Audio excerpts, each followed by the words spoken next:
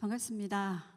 귀한 교회 세워주신 하나님께 감사드리고, 또 한성교회는 제가 그래도 몇 번 와봤던 교회여서 부서에서 뵀던 뵀들도 있으실 것 같고요.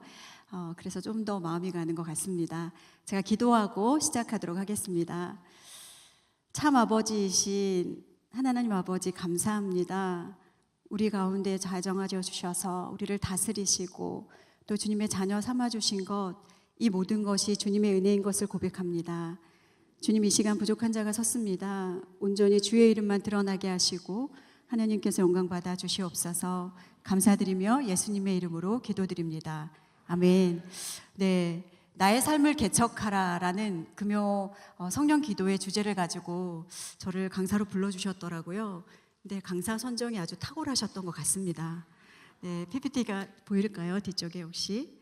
네, 이제 개척한 지 3년 차 되는 교회 사모입니다. 내 삶을 개척했습니다. 혹시 MH라는 고급 용어를 들어보셨을까요?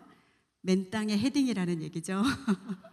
저희 교회는 6명이 아니죠.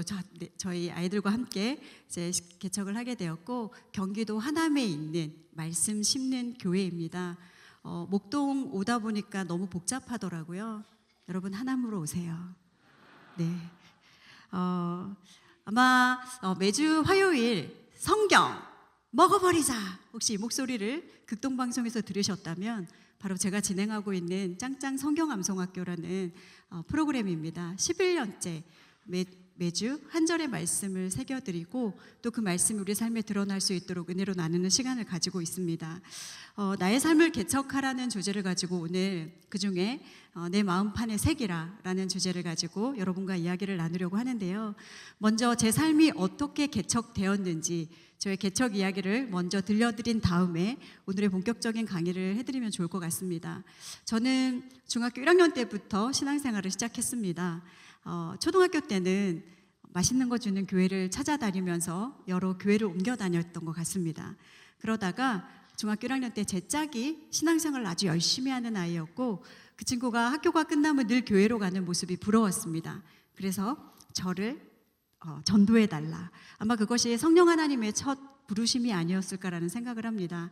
그렇게 첫 신앙생활을 하게 되었고, 그렇게 만난 하나님이 제 인생의 주인이 되셨고 저의 삶을 모든 것들을 바꾸어 가셨습니다. 전 좀 아이가 있는데요. 막내가 이제 초등학교 6학년이 되었어요. 딸아이입니다. 그 위에 이제 한참 사춘기를 지나고 있는 또 중학교 3학년 딸 아이가 있습니다. 또 그 위에 한참 이제 사춘기가 끝나고 학업에 몰입하고 있는 고등학교 3학년 아들이 한 명 있습니다. 그 위에 군 입대를 준비하고 있는 또 아들이 한 명 있습니다. 그 위에 저희 남편이 있습니다.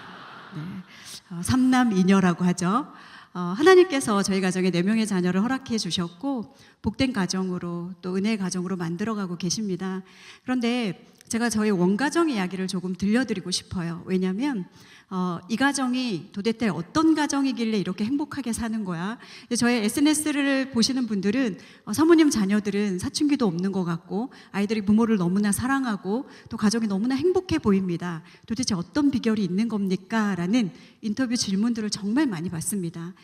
그 비결에는 첫 번째, 복음이라는 비결이 있습니다. 저는 믿음의 1대입니다. 저 좀 고와 보이잖아요. 어디 가서 개척교회 사모란 얘기 안 듣습니다.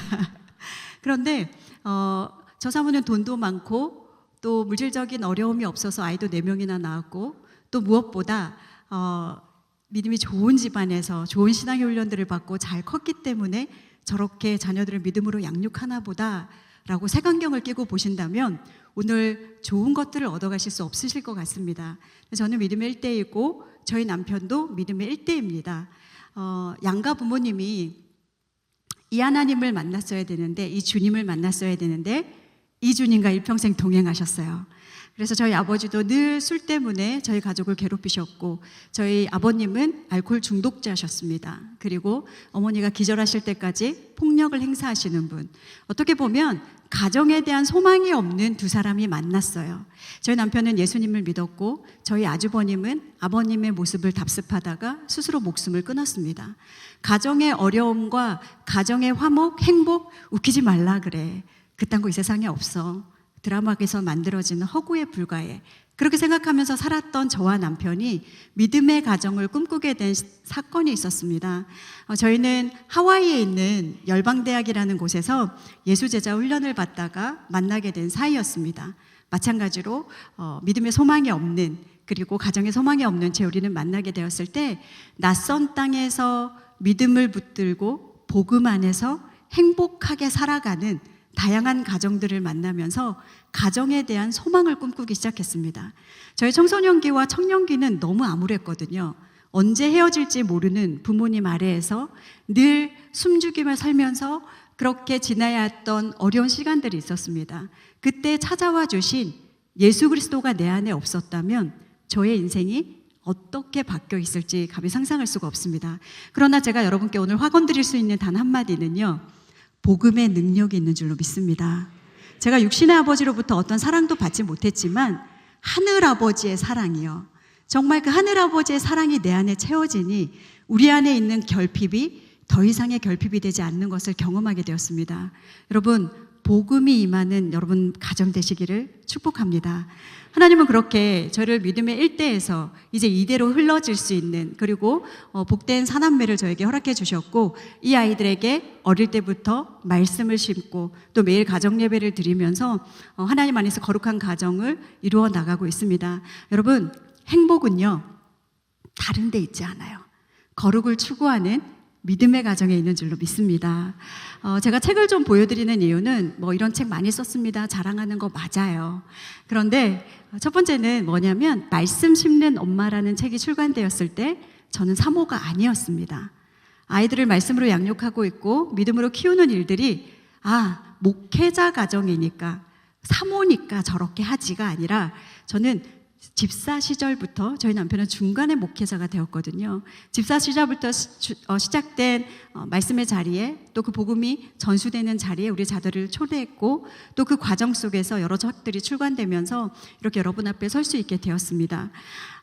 저의 그 첫 번째 개척 스토리가 저의 자리에 찾아오신 그 예수님, 그 예수님을 통해서 제 인생이 완전히 뒤바뀌어진 사건이라면, 두 번째 저의 인생의 개척은 엄마의 자리의 부르심입니다.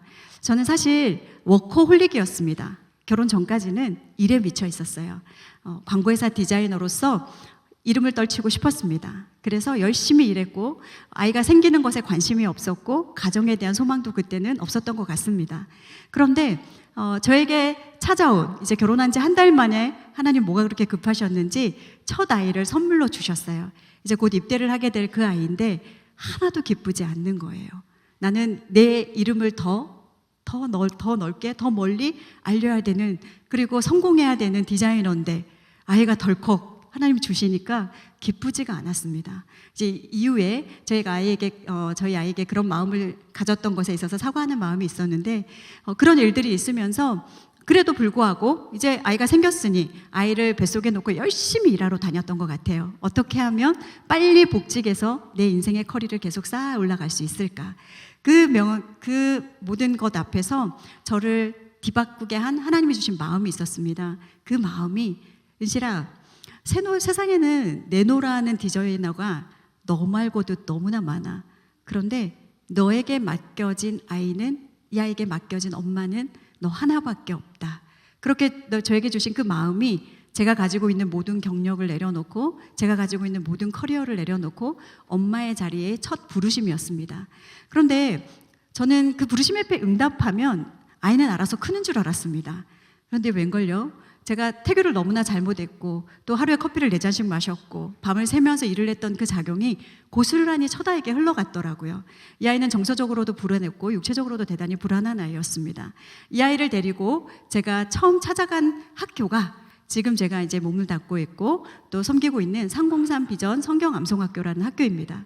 제가 암송하고 싶어서 갔던 게 아니라 이 아이를 맡기고 싶어서 그 학교를 찾았고 암송을 시키고 싶었습니다. 그런데 그곳에서 암송했던 말씀, 여러분이 잘 알고 있는 쉐마 말씀입니다. 이스라엘아 들으라, 우리 하나님 여호와는 오직 유일한 여호와이시니 너는 마음을 다하고 뜻을 다하고 힘을 다하여 내 하나님 여호와를 사랑하라. 오늘 내가 내게 명하는 이 말씀을 너는 마음에 새기고 내 자녀에게 부지런히 가르치며 집에 앉았을 때든지 길을 갈 때든지 누워있을 때든지 일어날 때든지 이 말씀을 강론할 것이며 너는 또 그것을 내 손목에 매어 기호를 삼으며 내 미간에 붙여 표를 삼고 또 내 집 문설주와 바깥문에 기록할지니라. 이 말씀을요 읊조리고 암송하고 암송하는데 그때 제 내리에 사명으로 다가오기 시작했어요. 저는 저희 아이에게 말씀을 새기러 간 자리에서 하나님은 명확하게 오늘 내가 내게 명하는 이 말씀을 너는 마음에 새기고, 이 명령이 먼저 시작이더라고요. 그 다음에 어떻게 하라고요? 내 자녀에게 부지런히 가르치래요. 집에 앉았을 때든지 길을 갈 때든지 집안의 안과 바뀝니다. 누워있을 때든지 일어날 때든지 우리의 일상의 아침과 저녁을 의미하겠죠. 온종일 시공간을 초월해서 우리의 자녀에게 부지런히 가르쳐야 될 그 사명이 제가 쉐마 말씀을 읊조리면서 저에게 주신 사명이었습니다. 저는 엄마라는 이름이 참 좋습니다. 저희 집에는 4명의 아이가 있고 하루에 20번씩만 불러도 80번을 불러요. 엄마, 엄마, 엄마, 엄마. 정말 제가 엄청 예민한 날은 그만 부르라고 막 이렇게 얘기하거든요. 그런데 그 엄마라는 수식어 앞에 제가 붙는 말씀 심는 엄마라는 이름을 너무 좋아합니다. 제가 강의를 가면 교회 측에서 물어보세요. 사모님 어떻게 소개해 드릴까요? 근데 제가 지난번에 갔던 교회는요, 제가 보내드렸던 프리필을 처음부터 끝까지 다 읽으시는 거예요. 제가 너무나 민망했습니다. 그런데 저에게 요청을 하시면 저는 그냥 한 단어로 얘기합니다. 사남매에게 말씀 심는 엄마라고 소개해 주세요.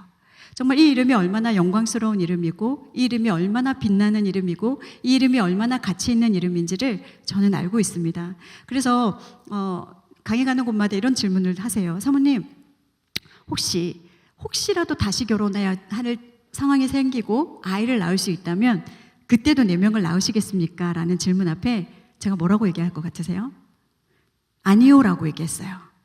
내가 얼마나 힘든데. 그런데 그 아니오의 의미는요 4명이 아니라 6명 낳고 싶습니다 였습니다. 성경에 생육하고 번성해서 땅에 충만하라는 말이 있지 않습니까? 제가 존경하는 한 사모님께서 그렇게 말씀하시더라고요. 생육은 2명이래요. 번성은 4명이래요. 충만은 6명이래요.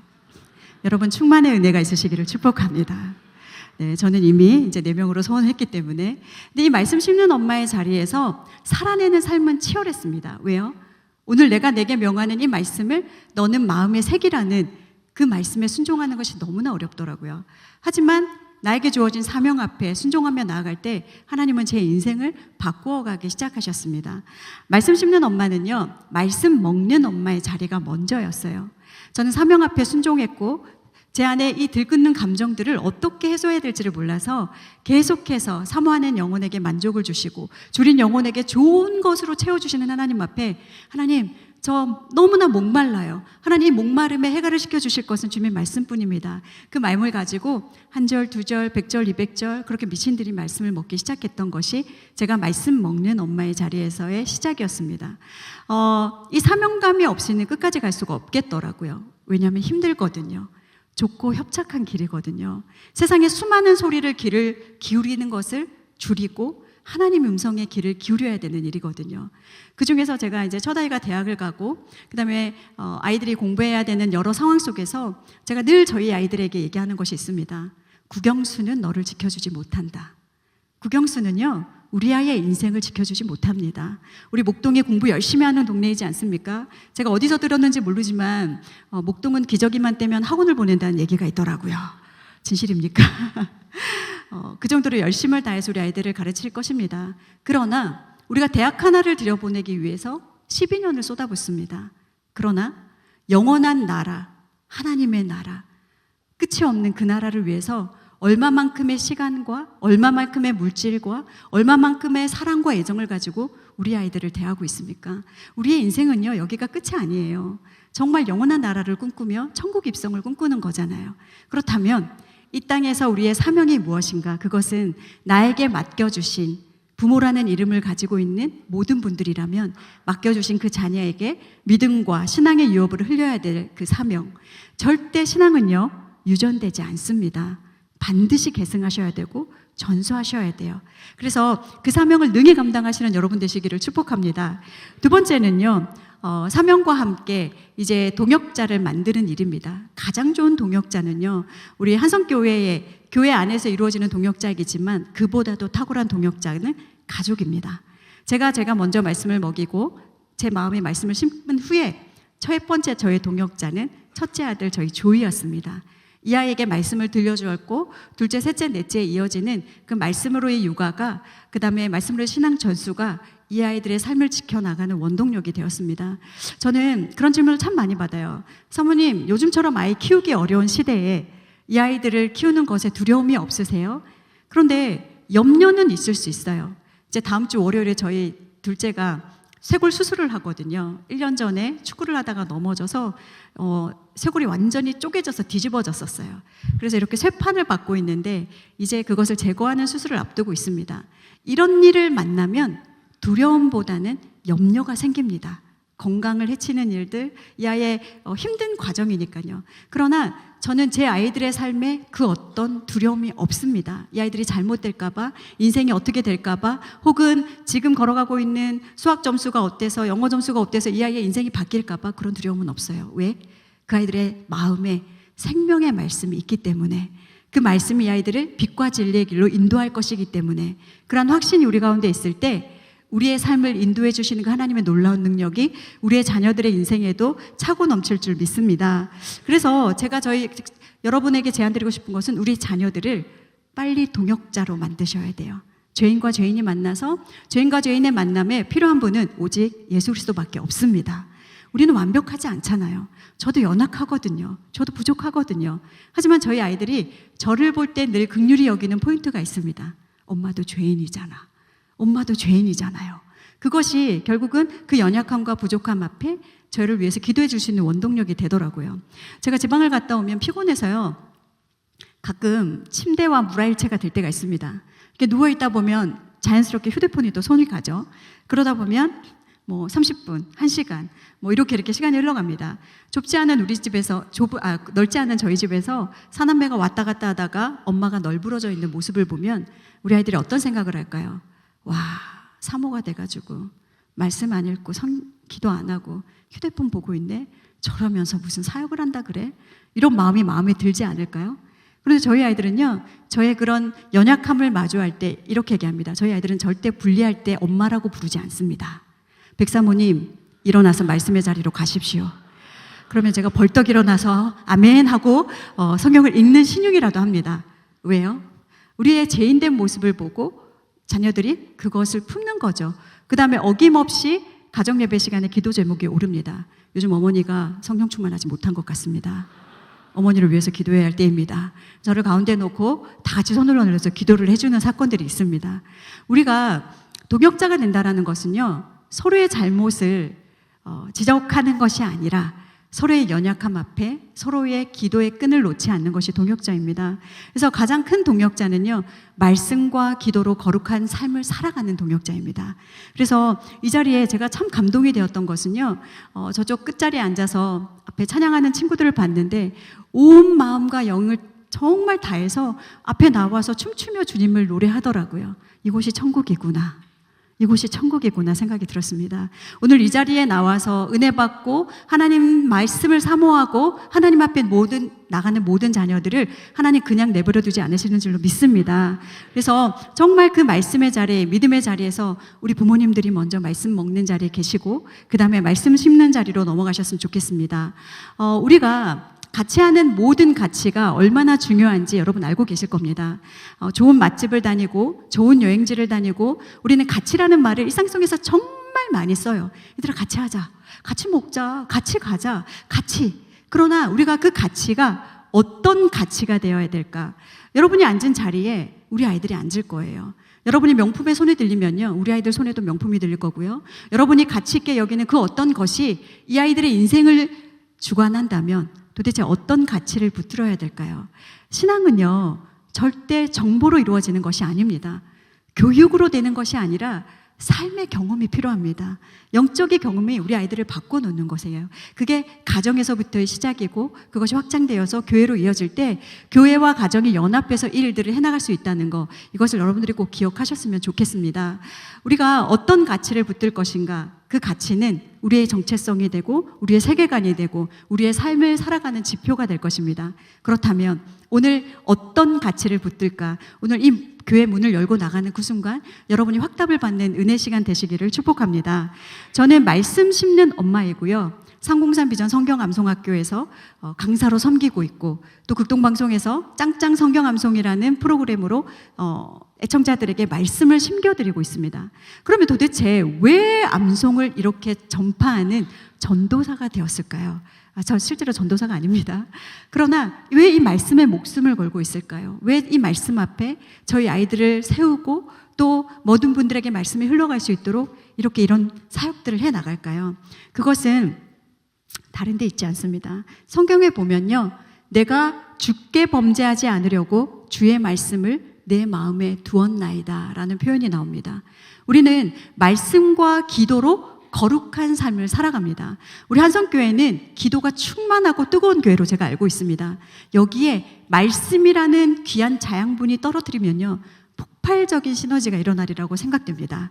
그렇다면 왜 도대체 암송을 해야 될까? 여러 가지 기준들이 있지만 저는 오늘 이 시간 여러분에게 요한복음 1장 1절 말씀을 소개해드리고 싶습니다. 태초에 말씀이 계시니라 이 말씀이 하나님과 함께 계셨으니 이 말씀은 곧 하나님이시니라. 성경 66권이요 하나님이래요. 그런데 이 말씀이신 하나님이요 내 안에 들어오면 어떤 일이 일어나는지 아십니까? 말씀이 육신이 되어 우리 가운데 거하시며 우리가 그의 영광을 보니 아버지의 독생자의 영광이요 은혜와 진리가 충만하더라. 여러분, 은혜와 진리가 충만하시기를 원하십니까? 그렇다면 말씀이신 하나님을 여러분 가운데 모셔드리시기를 축복합니다. 저는 엄마 박사가 되고 싶었어요. 왜냐하면 육신의 부모로부터 어떠한 부모됨을 배우지 못했거든요. 늘 싸우시는 부모님 아래에서, 언제 헤어질지 모르는 부모님 아래에서 그렇게 제 자아상들이 만들어져 가고 있을 때, 그때 제가 배울 수 없으니 스스로 공부해야 되지 않겠습니까? 그런데 어떤 분이 엄마 박사가, 한 분야의 박사가 되려면 책을 200권 읽으면 된대요. 그때부터 자녀 양육서를 200권 이상 읽었습니다. 그런데 저는 좋은 엄마가 될 줄 알았어요. 근데 전 괴물이 되어 가더라고요. 왜요? 책과 끊임없이 저희 아이를 비교하기 시작하는 겁니다. 왜 이렇게 안 되지? 이렇게 하면 이 아이가 이렇게 성장한다고 했는데, 이렇게 하면 어떻게 된다고 했는데, 모든 기준이 이 세상의 기준과 관점이었어요. 그러다 보니까 아이를 내가 원하는 방법대로 저의 제자로 삼아가고 있는 모습들을 보게 되었습니다. 그런데 말씀이 한 절 한 절 들어오고 제 마음밭이 기경되고 이 말씀에 뿌리가 내리고 씨앗이 심겨지고 열매가 맺어가니 더 이상 저의 의지와 계획과 생각과 자아가 아닌 하나님 뜻을 분별하게 되더라고요. 이것이 말씀을 가진 말씀 먹는 부모의 사명입니다. 그러면 이 말씀이신 하나님, 오늘 여러분과 함께 읽었던 본문 우리가 같이 한번 소리내어서 같이 다시 한번 읽어볼까요? 시작! 인자와 진리가 내게서 떠나지 말게 하고 그것을 내 목에 매며 내 마음판에 새기라. 그리하면 내가 하나님과 사람 앞에서 은총과 귀중히 여김을 받으리라. 여러분, 하나님과 사람 앞에서요 은총과 귀중히 여김을 받을 수 있는 비결이 그렇게 어렵지 않아요. 여름 마음판에 하나님의 말씀을 새기시면 됩니다. 제가 산 증인이거든요. 저는 그냥 말씀이 너무 좋았고 이 말씀이 너무 좋다 보니 우리 자녀들에게 심겨주고 싶었고 그렇게 그냥 일상의 생활들이 책으로 출간되었고, 그리고 하나님은 이러한 자리에 세우시면서 그 은혜를 나누게 하시는 이 모든 것들이 저는 다른 것 하지 않았거든요. 말씀을 제 안에 새겼거든요. 그렇다면 그것을 통해서 하나님과 사람 앞에서 은총의 여김을 받는, 귀중의 여김이 받는 이 역사적인 사건들을 여러분도 경험해 보셨으면 좋겠습니다. 우리가 말씀을 암송해야 되는 많은 이유들에 대해서 많은 신학자들이 얘기했습니다. 여러분들이 찾아보시면 다 아실 내용이고요. 그런데 이런 신학자들의 얘기도 가장 중요하지만 저는 저희 스승이셨고 지금은 천국에서 이렇게 이제 예수님과 계실 우리 고 여운학 장로님이 하신 말씀을 여러분에게 소개해드리고 싶습니다. 말씀이 왜 중요한지, 말씀 암송이 어떤 의미를 갖고 있는지 우리 소리내어서 같이 한번 말씀 암송의 정의를 읽어볼까요? 시작! 말씀 암송은 말씀이신 하나님을 내 안에 모셔드리는 거룩한 노동이요 즐거운 수고이다. 고 여운학 장로님께서는요 90세까지 1200절의 말씀을 영어와 한글로 암송하셨습니다. 늘 묵상하셨고 늘 묵상한 말씀이 삶에가 실제로 되도록 본으로 보이셨던 저의 스승님이셨습니다. 근데 장로님께서 말씀 암송을 얘기해 주실 때 저는 이것이 가장 와닿더라고요. 같이 한번 읽어볼까요? 말씀이신 삼위 하나님 곧 아버지 하나님 성자 예수님 보혜사 성령님을 내 안에 항상 모시고 사는 것. 이 놀라운 이 사실 앞에 우리는 암송에 대한 트라우마가 있지 않습니까? 여러분은 암송에 대한 트라우마가 없으세요? 저는 수련회를 한번 가려면요, 저의 사지 육신과 머리카락을 바꾸고 갔어야 했어요. 교회를 다니는 것을 원치 않으셨던 아버지를 피해서 정말 온갖 핍박과 그 상황 속에서 예수님을 믿어야 했을 때 수련회를 한번 가면 어김없이 아버지가 그 장소로 전화를 해왔습니다. 네가 말도 없이 또 수련회를 가? 돌아오기만 해봐라. 머리카락 다 밀어버린다. 팔다리 다 잘라버린다. 이런 무시무시한 얘기를 들으면서도 저는 수련회를 갔어요. 왜요? 갔다 오면 아무 일도 일어나지 않는 거예요. 제 머리카락 하나도 상하지 않는 하나님의 보호하심을 보면서 제 믿음이 더 단단해질 수 있었고 붙들을 수 있었던 것 같습니다.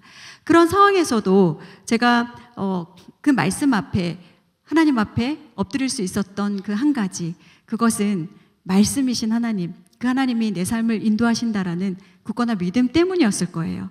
그러면 우리가 이 당위성 앞에 말씀이신 하나님을 모셔드리는 이 일들 앞에 가장 두려움에 쌓이는 그 암송과의 괴리감에서 어떻게 이것을 이겨나갈 것인가. 그 수련회, 목숨 걸고 간 수련회에서 암송을 하지 않으면 우리 권사님들이 밥을 주시 않으셨어요. 경험하셨죠? 맛없는 카레라이스. 그럼에도 불구하고 그것을 먹겠다고 정말 미친 듯이 암송을 했던 그런 좋지 않은 기억들. 또 어떤 것이 있습니까? 교회 학교에서 토시 하나 틀리지 않고 암송해야만 우리가 뭔가를 받게 되는 그 선물들. 그래서 암송은요, 절대 여러분 어떠한 수단과 어떠한 것을 이루기 위한 그런 수단이 되어서는 안 됩니다. 말씀은 그 자체가 목적이어야 돼요. 그래서 그 말씀 앞에 암송이 어려운 우리의 숙제가 아니라 말씀이신 하나님을 내 안에 모셔드리고 성부 하나님, 성자 하나님, 성령 하나님을 모셔드리는 그 놀라운 노래라는 것을 여러분이 경험한다면 이 일들을 하지 않을 이유가 없는 거예요. 말씀 암송과 암기는요 좀 다릅니다. 우리가 흔히 알고 있는 공부하는 암기는요 입력하는 거예요. 외워서 나의 뇌에 넣는 거라면 암송은 출력하는 겁니다. 말씀이신 하나님을 계속해서 꺼내고 그 말씀이신 하나님과 동행하는 것. 그래서 제가 짱짱 성경 암송을 진행할 때나 암송을 지도할 때 항상 말씀드리는 것이 있습니다. 소리내서 암송하세요. 소리내서 선포하세요. 왜요? 내가 소리낼 때 이 말씀을 누가 들을까요? 내 귀가 들어요. 내 귀가. 그 다음에 내 머리가 듣고 내 마음이 듣습니다. 신비에 새겨지는 과정이에요. 이것이 계속해서 묵상으로 이어지고 계속해서 들려질 때 누구의 음성이 들릴까요? 하나님의 음성이 들립니다. 왜요? 말씀이신 하나님이시기 때문입니다. 믿음은 들을 때 자랍니다.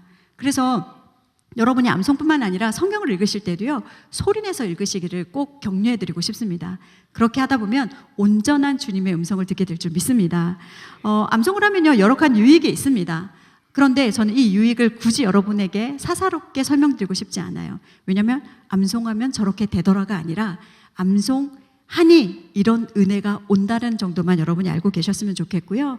또 뿐만 아니라 암송이 묵상과 크게 다르지 않다라는 것을 말씀드리고 싶은 것은 성경에 우리가 묵상하는 자로다. 작은 소리로 읊조리 나이다. 여기서 말하는 묵상은 히브리어로 하가라고 합니다. 하가 정확한 발음은 제가 모르겠습니다만 이것은 소리내다, 으르렁거리다, 읊조리다 라는 의미를 가지고 있습니다. 이런 육식동물이 뼈를 놓지 않기 위해서 뼈를 입에 물고 으르렁거리는 것처럼 우리가 우리 삶에 찾아오신 그 하나님의 말씀을 놓지 않기 위해 으르렁거릴 수 있는 여러분 믿음을 소유하시기를 축복합니다. 그래서 작은 소리로 읊조리고 주야로 묵상하는 일들은요 이것이 그냥 암송으로 그치는 것이 아니라 끊임없이 나의 생각과 나의 모든 것을 바꾸어 놓는 놀라운 작업으로 이어질 수 있다는 것, 이것이 말씀 암송의 기쁨이고 은혜이고 행복이라는 거 여러분이 느끼셨으면 좋겠습니다. 그러면 이런 생각을 하실 수도 있으실 것 같아요. 저희 아이가 저에게 그런 얘기를 하더라고요. 엄마, 이제 불과 몇 년 후면 우리 뇌에다가 뭔가 이런 거 USB를 꽂아서 정보를 넣어줄 수 있는 시대가 될 것 같지 않으세요? 그러면 그때 그냥 성경은 66권을 넣으신다고 생각하고 지금 힘들게 암송하지 마세요. 근데 그런 시대가 올 수도 있다고 생각합니다. 그러나 우리가 이렇게 이런 스마트한 세상에서, 이러한 정보화 시대에서 정말 손끝만 클릭하면 수많은 정보를 주는 이 세상에서 굳이 암송을 해야 될까? 그런 마음을 가지신 여러분들을 위해 왜 AI 시대에 말씀이 필요한지 여러분에게 이야기를 하려고 합니다. 첫 번째는요, 정보는요, 손끝을 통해서만 이루어집니다.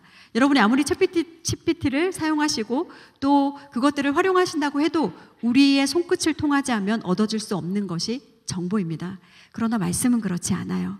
누가 운행하시기 때문일까요? 성령 하나님. 여러분, 성령과 말씀은요, 절대 분리되지 않습니다. 성령이 계신 곳에 말씀이 있고요, 말씀이 계신 곳에 성령이 함께 하십니다. 그래서 이 둘은 연합사역을 하세요. 말씀이신 하나님과 성령 하나님이 연합사역을 하셔서 우리를 말씀과 기도로 거룩하게 하시고 말씀으로 우리를 성화시켜 주시고 말씀 가운데 우리를 인도해 주시는 것, 이것이 하나님의 사역이잖아요. 그렇다면 이 시대의 진정한 AI 시대에 필요한 것은 손끝을 통해서 얻어지는 정보가 아니라 우리 가운데 정말 시공간을 초월하시고 모든 것을 초월하시는 그 하나님 앞에 나를 내어드리는 것, 그것이 말씀이라고 말씀을 드리고 싶습니다. 저는 저희 아이들과 어릴 때부터 말씀을 심겼다고 했잖아요. 그러다 보니 이 아이들의 삶에 촉촉히 젖어 있는 그 말씀의 은혜들을 경험할 때가 정말 많습니다. 아이들의 위기의 순간, 죄에 들어서는 순간 정말 다양한 일들을 경험하게 되는데요. 저희 이제 첫째가 제가 이제 책에 쓴 다양한 이야기들은 아이들에게 허락을 받고 쓰는 내용들이기 때문에 여러분들에게 마음껏 공개할 수 있는 부분입니다. 저희 아이가 이제 본인이 느끼기에 죄를 지었던 날이었습니다. 어느 날 제가 이제 토요일날 설거지를 하고 있었는데 문자가 띵 하고 오는 거예요. 엄마 책장 가운데 어떤 책 안에 제가 편지를 놓아놨습니다. 그 편지를 읽으시고 저를 용서하신다면 하트를 보내주세요 였어요. 너무 떨리는 거예요. 도대체 무슨 내용일까? 그래서 젖은 손도 마르기 전에 책장에 가서 그 말한 책을 딱 꺼냈어요. 작은 엽서에 9포인트, 10포인트로 깨알같이 써있는 편지가 하나 들어있었습니다. 그런데 편지의 첫 시작은 이렇게 시작되더라고요. 6개월 전에 있었던 사건입니다 라고 시작되었어요. 그러면서 어머니가 이야기를 들으시면 배신감에 눈물을 흘리실 수도 있고 어머니가 사역을 하지 말아야겠다라는 생각을 하실 수도 있고 자기가 너무나 괴롭고 힘들어서 하나님 앞에 기도했지만 그럼에도 불구하고 매일 가정예배 가운데 거룩하게 앉아있는 모습에 환멸을 느꼈고 그것을 놓고 기도했을 때 하나님께서 부모님에게 오픈하라는 마음을 주시는 것 같아서 용기 내서 글을 쓰게 되었습니다라는 내용이었어요. 쭉 읽어가다가 제가 저희 아이들을 키우면서 2가지를 부탁한 것이 있었습니다. 그게 뭐냐면, 얘들아, 너희가 믿음 생활 하다 보면 언젠가 성경이 믿어지지 않은 날이 올 거야. 그러면 절대 다른 곳에서 답을 찾지 않았으면 좋겠어. 첫 번째, 성경 안에서 답을 찾았으면 좋겠다. 두 번째, 부모님에게 꼭 오픈해 줬으면 좋겠다. 그래야 너희들을 도와줄 수 있어. 두 번째는요, 너희가 인생을 살아가다가 다양한 성을 만나게 될 때가 올 거야. 세상에서 만들어 놓은 상업적이고 문란하고 혹은 너희가 이해할 수 없는 다양한 성을 만날 때 그때도 절대 다른 곳에서 답을 찾지 않았으면 좋겠어. 첫 번째, 성경에서 답을 찾았으면 좋겠고 두 번째, 부모님한테 오픈해 줬으면 좋겠어. 그래야 도와줄 수 있어. 정말 기회가 될 때마다 이 얘기를 아이들에게 해주었던 것 같아요. 그런데 이 아이는 이 성적인 부분과 관련된 죄였습니다. 보지 말아야 될 것을 보게 된 그런 사건이었어요. 그런데 이렇게 이제 편지를 읽다 보니까 아이가 너무 귀여운 거예요. 여러분, 중3이면요, 이 아이가 입 즙 닫고 아무 말 하지 않으면 제가 알 수 없는 죄들입니다. 그런데 이 아이가 용기를 내서 이것을 오픈했다는 것은 너무나 감사한 일이었어요. 그래서 제가 하트 100개를 찍어서 아이에게 보냈습니다. 지금 만나자. 여러분, 다둥이 가정에서는요, 이런 것들을 보호해 줘야 되는 의무가 있습니다. 그래서 동생들이 없는 곳에서 차를 가지고 나가서 그 아이와 함께 마주하게 되었어요. 그때 이제 이미 그 아이도 말씀을 제법 많이 암송하고 있을 때였고 저 또한 이 아이와 결을 맞춰서 많은 암송을 하고 있을 때였습니다. 이 아이가 결론은 어떤 것이었냐면요, 정죄감에서 벗어나지 못하는 거예요. 하나님이 이미 하나님 앞에 이 아이는 기도했고 하나님은 용서해 주셨지만 그 정죄감의 아이를 붙들어서 괴롭게 하고 있는 것을 보면서 아이와 차 안에서 일단은 먼저 고맙다는 얘기를 했어요. 조이야, 너무 고마워. 엄마에게 이 사건을 오픈해줘서 너무 고맙고 이 문제를 가지고 함께 기도할 수 있는 시간을 만들어줘서 고마워. 그러면서 이 아이와 함께 조이야, 우리 같이 로마서 8장 암송하자. 이 아이도 로마서 8장 전장을 암송하는 아이였고 같이 암송하기 시작했어요. 그러므로 그리스도 예수 안에 있는 자에게는 결코 정죄함이 없나니 이는 그리스도 예수 안에 있는 생명의 성령의 법이 죄와 사망의 법에서 너를 해방하였음이라. 한 절, 두 절, 세 절, 네 절 넘어가면서요, 이 아이와 함께 울기 시작했어요. 하반부에 드니까 현재일이나 장래일이나 생명이나 높음이나 깊음이나 그 어떤 것도 그리스도의 사랑에서 너를 끊을 수 없다라는 그 앞에서 아이와 함께 엉엉 울기 시작했습니다. 조이야, 하나님은 네 죄를 기억하지 않으신다. 하나님은 너를 정죄하지 않으신다. 하나님이 너를 사랑하기로 결정했을 때는 네가 몇백 절을 암송하고 예배 잘 드리고 공부 잘하고 네가 뭔가를 완벽하게 해냈을 때가 아니야. 조이야, 로마서 5장의 말씀에 보면 네가 아직 죄인 되었을 때에, 네가 아직 연약했을 때에 예수 그리스도께서 십자가의 죽으심으로 너를 사랑하기로 결정하셨어. 이미 하나님은 너를 용서하셨어. 그 얘기를 했더니 아이가 울더라고요. 그래서 같이 울고 우리는 아무 일이 없는 것처럼 집에 시간차를 두고 들어왔습니다. 그리고 그날 저녁에 가정 예배를 드리는데 이 아이가 이런 고백을 하더라고요. 나에게 성령 하나님이 함께 하신다라는 것을 깨닫게 해주셔서 고맙습니다. 그러면 저희 아이가 죄를 짓지 않을까요? 아니요. 죄의 유혹은 계속해서 옵니다. 하지만 그런 순간 속에서도 마음에 심겨진 말씀이 움직일 때 너희는 이 세대를 본받지 말고 오직 마음을 새롭게 함으로 변화를 받아 하나님의 선하시고 기뻐하시고 온전하신 뜻이 무엇인지 분별하도록 하라. 이것이 우리 아이들의 인생을 지키는 한 절의 말씀이 되었다는 것을 여러분에게 말씀드리고 싶고요. 영적의 깊이와 내면화가 가까워질 수밖에 없는 것은요, 내 안에 살아계신 하나님의 말씀이 끊임없이 성령을 통해서 나를 깨우기 때문입니다. 대학교 1학년이 되면서 수많은 터널을 지나야 했어요.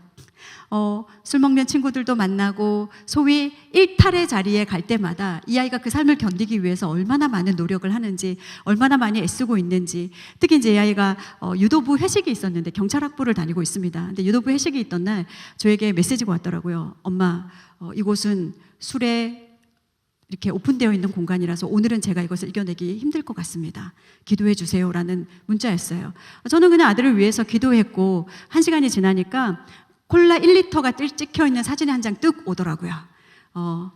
열심히 참고 이겨내고 하나님께서 놀라운 일을 행하셨다고. 자초지종은 이랬습니다. 유도부 회식이 있던 날 이렇게 이제 군데군데 모여서 고기를 먹게 됐겠죠. 그런데 거기에 테이블에 앉은 아이들이 다 교회를 다녔던 아이들인 거예요. 그러면서 어떤 아이가 죄송하지만 저는 술 안 먹습니다 그러더래요. 그래서 너 혹시 PK야? 라고 물어봤대요. 그랬더니 그 아이가 놀라면서 PK라는 단어를 안다는 자체가 놀랍잖아요. 너도? 라고 물어보더래요. 나도. 근데 그 옆에 있는 아이가 나도 교회 다녀, 나도 술 안 먹어. 그 자리에 앉았던 4명의 아이들이 다 같이 콜라를 나눠 마시며 하나님의 인도하심에 감사하는 사건이었다라는 거죠. 우리는 우리의 자녀를 지켜보호해 줄 수 없습니다. 그러나 마음에 새겨진 그 한 절의 말씀이 있을 때 하나님은 그 아이를 지키시고 보호해 주시는 은혜를 경험하게 될 줄로 믿습니다. 그래서 부모가 아이의 신앙을 키우는 것이 아니라 그 아이가 참부모이신 하나님을 붙들도록 하는 것, 그것이 다름 아닌 한 절의 말씀이라도 우리의 자녀에 새기게 하는 것. 그래서 하나님과 끊임없는 그 영적인 내면화를 통해서 근력이 단단해지고 성숙해지고 하나님을 의지하고 나아갈 수 있는 자녀로 키우는 것, 이것이 AI 시대에 필요한 영적인 내면화입니다. 두 번째는요, 정신적인 것에 있어서 승리할 수 있는 비결입니다.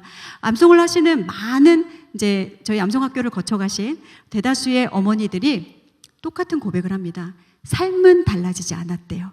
우울증을 앓는 분도 계시고요, 공황 증상을 겪는 분도 계시고요, 자녀의 여러 어려움 때문에 힘든 자리에 계신 분들도 정말 많습니다. 살려고 오시는 분들이에요. 내가 죽겠어서, 내가 정말 말씀 한 절 붙들고 살고 싶어서 그렇게 왔을 때 그 한 절의 말씀에 내 영혼아 내가 어찌하여 낙심하며 어찌하여 내 속에서 불안해하는가. 너는 하나님께 소망을 두라.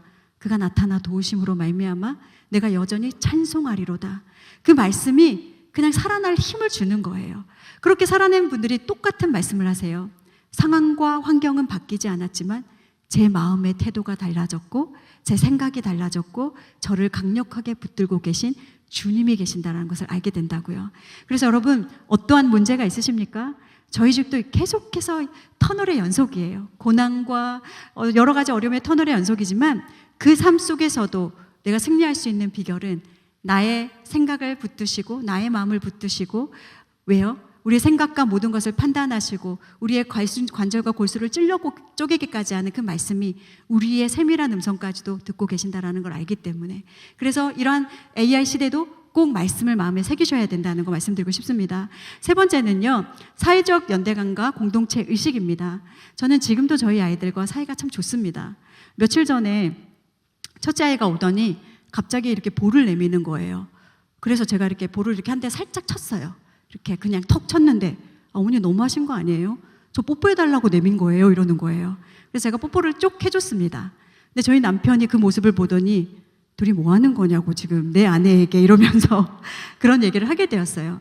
이런 공동체 의식과 연결성 어떻게 해야 이것이 가능할 수 있냐면요, 우리는 한 언어를 쓰고 있다는 거예요.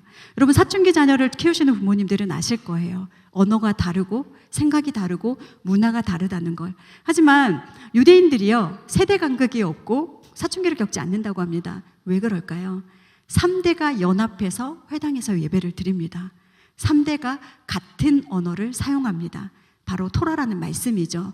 그렇다면 우리도 끊임없이 우리의 자녀와 관계가 단절되지 않고 나이가 들어도 이 자녀와 함께 똑같은 문화 안에서 똑같은 하나님을 섬기는 이것이 다름 아닌 말씀의 자리에 있을 때, 가정 예배라는 예배의 자리에 있을 때 우리는 하나가 되고 그 모든 것들을 섬기게 되는 것, 그것을 기억해 주셨으면 좋겠습니다. 우리 한성교회는 대형교회잖아요. 아마 우리 아이들도 저희는 이제 개척교회에서 온 세대 예배를 드리고 동일한 말씀을 듣습니다. 그러나 우리의 자녀들이 부서별로 이동해서 주일에 각자 다른 말씀을 들을 거예요. 그럼 여러분 주일에 모여서 어떤 가정 예배를 드리셔야 되냐면요, 그날 주일날 우리가 들었던 말씀을 나누는 자리를 반드시 가정 예배로 드리셔야 돼요. 저희도 몇만 명이 넘는 처치에서 저희 남편이 부교육자로 섬겼던 때가 있습니다. 그럴 때 첫째는 이 건물에서 다른 말씀을 듣고 둘째는 저 건물에서 다른 말씀을 듣고 저도 목사님 말씀을 들으면서 같은 교회를 다니지만 다른 말씀을 듣고 있고 우리는 다른 교회를 다니는 것처럼 각자 도생하고 있는 모습들을 보게 되었습니다. 그럴 때 연합할 수 있는 비결이 무엇이었냐면 주일에 모여서 그날에 들었던 말씀을 같이 융합하고 한 주간 우리가 어떻게 살아갈 것인가에 대해서 나누고 그것을 할 때 같이 함께 교회를 위해서 기도하고 속해 있는 부서 목사님과 부서 전도사님들을 위해서 기도하고 교회와 담임 목사님을 위해서 기도하는 그 시간이 교회를 사랑하고 뿐만 아니라 또 모든 교회를 위한 기도 제목들을 같이 공동체 연결 의식으로 해나가는 시간이었던 것을 여러분에게 말씀드리고 싶습니다. 그래서 우리는 하나다라는 거, 여러분 하나는요 쪼개어지지 않아요. 우리는 말씀 안에서 하나여야 되고 예배 안에서 하나여야 되고 기도 안에서 하나여야 되는 줄로 믿습니다. 네 번째는요, 도덕적 의식과 윤리적 의식이 자동적으로 생성된다라는 것입니다. 이것은요, 요즘 학업에서 도덕과 윤리가 빠진 거 아시나요? 제가 자랄 때만 해도 도덕이 아주 큰 과목이었습니다. 반드시 필요한, 우리에게 양심이라는 것을 알게 해주는, 특히 우리 동양 사람들, 한국 사람들에게는요 양심이라는 것이 있어요. 양심의 가책을 느끼게 하는 것. 그런데 우리는 믿음의 사람들에게는요 이 양심을 건드리는 것이 우리의 기준이 아니라 성령 하나님께서 터치하심이잖아요. 말씀의 기준이잖아요. 그런데 이 말씀의 기준이 없으면 우리는 이념에 넘어지고 사상에 물들게 됩니다. 그러면 어떻게 해야 이 윤리적이고 도덕적인 가치관을 물들게 할 것인가? 그것은 다름 아닌 살아계신 하나님의 말씀이 우리 가운데 있을 때, 성경에서는요 우리의 자녀를 예의 바른 자녀로 키우게 하는 다양한 말씀들이 있습니다. 부모를 공경해야 되는 것, 샘머리 앞에서 일어나고 왕을 존대해야 되는 것, 그리고 어른을 공경해야 되는 것, 정말 세밀한 그런 하나님의 음성들이 말씀 곳곳에 녹여 있어요. 그 어떤 교과서보다도 우리의 자녀를 교훈과 책망과 바르게 함과 의로 교육하기에 유익한 그 말씀, 하나님의 사람으로 온전하게 되고 모든 선을 행할 능력을 갖추게 하는 그 말씀, 무엇보다 구원에 이르는 지혜가 있게 하는 그 말씀, 그 말씀을 우리의 자녀들에게 새겨주시고 여러분 가운데 새기시기를 축복합니다. 그래서 결국은요, 뭐냐면요. 요즘은 알고리즘 시대입니다. 우리 이제 젊은 분들은 알고리즘이 뭔지 알죠. 제가 깜짝 놀랄 때가 있어요. 그냥 휴대폰이 앞에 있을 때 아무런 생각 없이 오늘 저녁에 치킨 먹을까? 딱 그러고 휴대폰을 딱 켜잖아요. 그러면 제가 어떠한 사이트를 들어가도 치킨이 보이기 시작해요. 이 앱에서 마이크를 허용하면 저의 음성 인식이 된다고 해요. 몰랐습니다. 그랬더니 정말 어떠한 사이트를 들어가도 제가 치킨을 시킬 때까지 계속해서 정보를 제공해 주더라고요. 이게 알고리즘이죠. 내가 원하는 것들을 취합해서 만들어주는 아주 편리한 기능입니다. 그런데 우리는 이러한 스마트한 세상에서 이러한 편리한 기능을 가지는 것이 아니라 그 무엇보다 필요한 것은 성령의 알고리즘인 줄 믿습니다. 그것은요, 각자의 상황과 형편을 아시고 어떠한 상황에서도 가장 면밀하게 내밀하게 들여다보시고 거기에 맞는 맞춤 처방을 해주시는 그 성령의 알고리즘, 그것이 우리 가운데 거할 때 세상을 이길 수 있는 힘을 경험하게 될 줄로 믿습니다. 저는요, 소망이 있습니다. 어떤 소망이냐면 이 세상에서 이제 제가 하나님의 부르심을 받고 이 땅을 떠날 때 이 자리에 우리 아이들에게 무엇을 남길 것인가.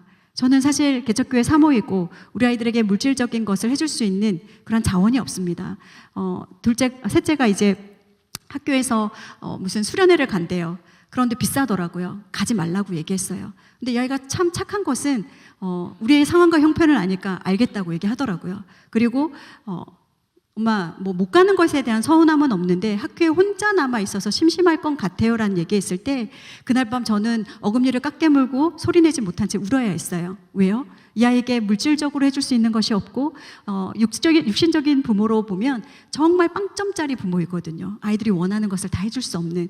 그럼에도 불구하고 제가 저희 아이들에게 자부심을 갖고 가장 좋은 엄마라고 얘기할 수 있는 것은 너희들의 마음에 말씀을 심잖아. 이 말씀이 너희를 붙들 거잖아. 저희 이제 둘째가 잘 쓰는 말이 있어요. 우리 집 그지잖아요. 우리 집 그지잖아요.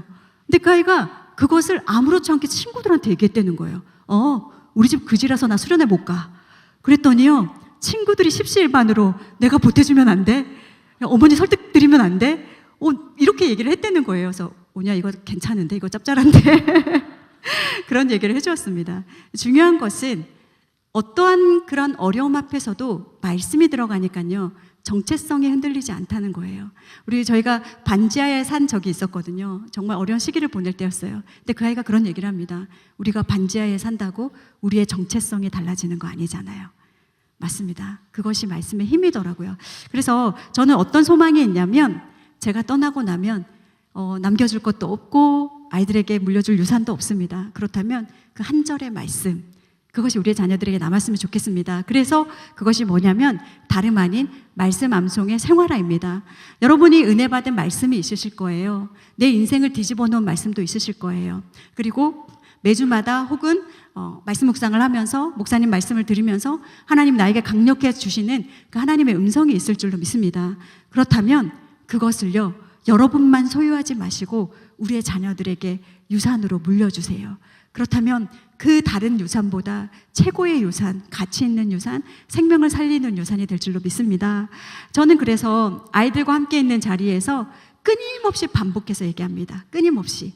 눈이 하얗게 내리는 날이나 혹은 아름다운 바다를 보는 날이나 아름다운 풍경을 허락하신 하나님 앞에서는 어김없이 시편 8편을 암송합니다. 여호와 우리 주여, 주의 이름이 온 땅 위에 어찌 그리 아름다운지요. 주의 영광이 하늘을 덮었나이다. 저희 아이들은요, 제가 그러고 있으면 또 엄마 시작됐구나 하고 들어요. 그러다가 어떤 날은 같이 이불을 통해서 암송도 합니다.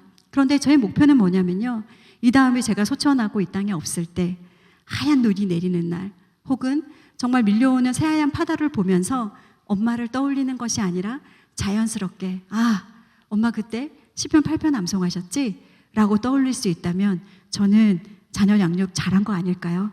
여러분, 다른 거 필요치 않더라고요. 믿음의 유산, 그것이 우리의 자녀들을 살린다는 거 절대 명심하셨으면 좋겠습니다. 요한복음 1장 3절에 보면요, 이런 말씀이 있습니다. 그가 세상에 있었으면 세상 그로 말미암아 지은 바 되었을 때 세상이 그로 알지 못하였고 아니다. 태초에 말씀이 계시니라. 이 말씀이 하나님과 함께 계셨으니 이 말씀은 곧 하나님이시니라. 그가 하나님과 함께 계셨고 세상은 왜 이렇게 헷갈릴까요? 그가 없이는 된 것이 없느니라. 그가 없이는 된 것이 없느니라. 3절 끝자락에 있는 말씀이거든요. 여러분, 이 땅의 모든 것이요, 하나님 없이 된 것이 없습니다.